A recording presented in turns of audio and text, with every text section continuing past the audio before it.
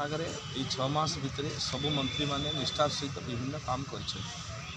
तेणु जी जहाँ report card से बनाऊँ माननीय मुख्यमंत्री को से विषय देवे अवगत सॉरी प्रधानमंत्री को अवगत करा से जो विषय पचारे से तो दीर्घ 2 घंटा उपरे आलोचना रखिंट सब विधायक और मंत्री मान सांसद मान सागर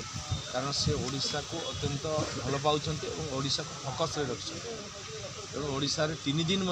से ओडिशा रे रहउछंती एटी डीजी कॉन्फ्रेंस दबु विभिन्न विषय जहाँ जहाँ आम कर आलोचना कर बहुत प्लान अच्छी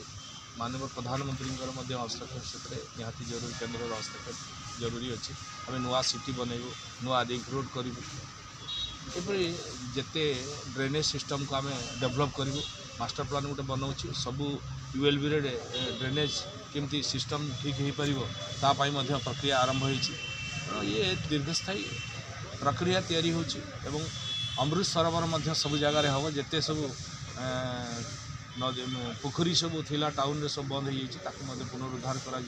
नवीकरण करा एबे तो प्राय गुड़ाए लिस्ट होती